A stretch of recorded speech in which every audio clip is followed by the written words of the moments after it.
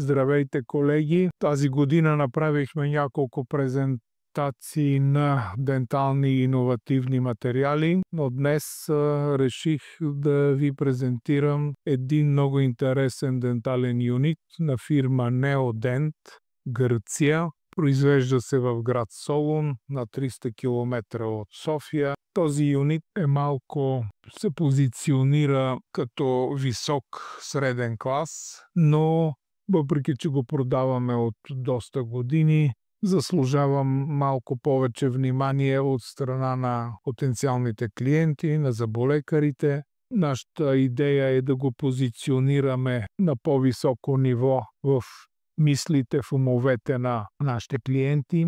Този модел, който е в момента в нашия шоурум, се казва модел Тритон Плюс с долно окачване. Съществува същия модел и с горно окачване и има един модел, който се казва Тритон без плюс, който е стандартният модел, който също бива с горно и долно окачване. Отделно фирмата има и карт система, има и ортодонски юнит. И има юнити за лява ръка, тъй наречените Ambidextrous юнити. Тритон Плюс е най-така високото ниво юнит. Сега ще ви разкажа подробно неговите функции. Едно от най-важните предимства на този модел е, че стола се движи по тази ос вертикално, стола за пациента. Отдолу има место за краката на зъболекара. Това е тъй наречения стил висящо кресло. Тоест креслото като се движи, то движи само пациента, докато самата конзола с юнита, плювалника и осветителното тяло не се движат. Тази тенденция възникна преди 10 години и вече част от фирмите предлагат и този вариант, защото тук ергономията е много добра за зъболекара, който може да се приближи плътно и да си опъне краката, да не му бъдат свити, тъй като при стандартните модели отдолу повдигащото устройство пречи. Докторския модул се състои от 5 инструмента. Има панел с меки бутони за управление и всички функции на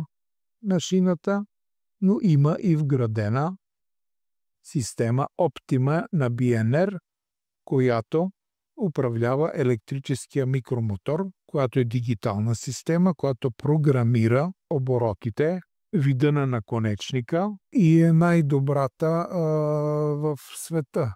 Фирмата Neodent работи с BNR. Този мотор е MC-Hx със светлина, така че тази система, оптимата на BNR, прави юнита вече доста по-високо ниво. Имаме 2 шлауха за турбини. Тук едната е с бърз купунг, на която се слага. Това е бърз купунг тип мултифлекс на каво. Може да се монтира от всякакви марки турбини, от китайски, европейски, американски и т.н. А тук съм сложил една турбина, пак със светлина и двата шлаука със светлина. Тук имаме оригинален вграден ултразвуков скалер със светлина на Сателек. Имаме много хубава голяма масичка, работна с силиконова подложка. От бутоните имаме 4 програмируеми позиции. Отделно движението, отделно управлението, казахме, на плювалник, на осветително тяло, но има и един бутон за отваряне на вратата на зъболекарския кабинет, който е много интересен, много важен. Осветителното тяло е от по-високия клас. Това е Neodent, го взимат от фирма Faro.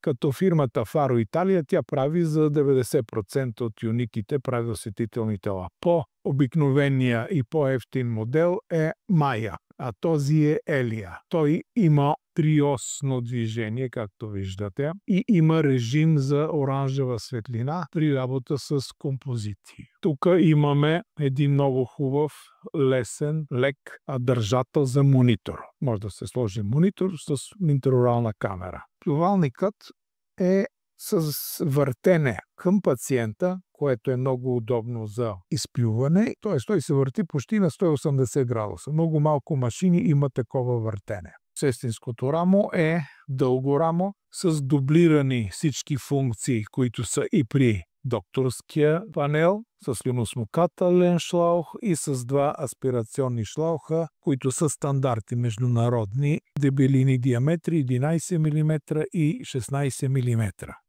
Целият юнит е направен от яхтени пластмаси, които не пожълтяват и са доста по-солидни, по-дебели, висококачествени. И движението на юнита, ето го показвам, колко леко се движи във всички посоки, не изиска никаква сила. По-евтините модели, които съм ги пробвал, нямат това леко движение на докторската масичка, на сестринската масичка.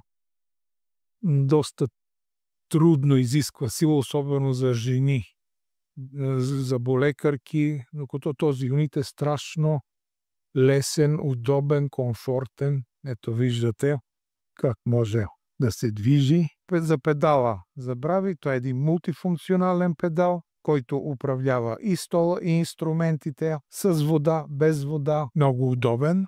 Кръка не се дига, той се плъзга с този реостат. Също да не пропусна и компресора, който е също оригинален, производство на фирма Neodent. Той е за един юнит, има 100 литра дебит, 20 литра резервуар. Към него има и обезшумителна кутия. Шлаухите, тук казахме аспирационните, те са подготвени за връзване към външна аспирация, водна или суха, като качество и функции е абсолютно идентично на италианските брендове, като Кастелини, Штернвебер, Антус и други. Препоръчителната цена за доктори е 36 000 лева. От тук ние правиме една много добра отстъпка и в момента този юнит, както го виждате, го предлагаме за 26 000 лева. С включения електрически мотор, без наконечника, нали? Това си е това, което е.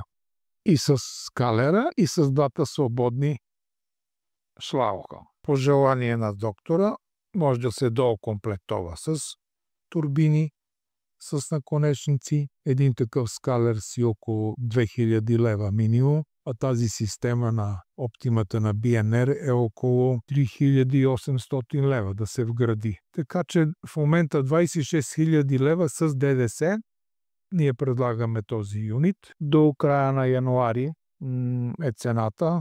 Сега идват празници. Ако някой не може да се възползва, има до края на декември, има още време до края на януари.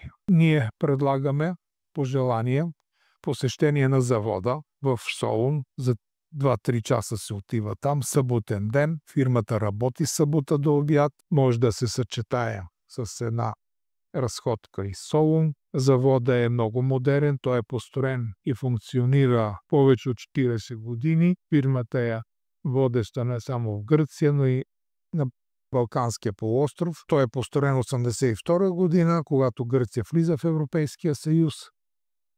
Но цената е съобразена тук с из Гърция и из България. Тапицерията е специално направена, доста мека, удобно е за дълго седене на пациента. Интересно, че гаранцията на този юнит е 3 години, 36 месеца. Малко фирми предлагат такъв гаранционен срок. Подразбира се, че тази близост тук до нас ни е много благоприятно за бързи доставки при нужда на резервни части. В рамките на 1-2 дена аз съм поръчал неща, платки примерно, още работят в много добро и почти нищо не е сменявано. Към тази цена, разбира се, има и столче за стоматолога в тези 26 000 лева. И ви кана, както да видите тук в самия юнит, ако пипнете, да го разгледате, да усетите неговите предимства. Благодаря за вниманието. До виждане, до следващи включвания.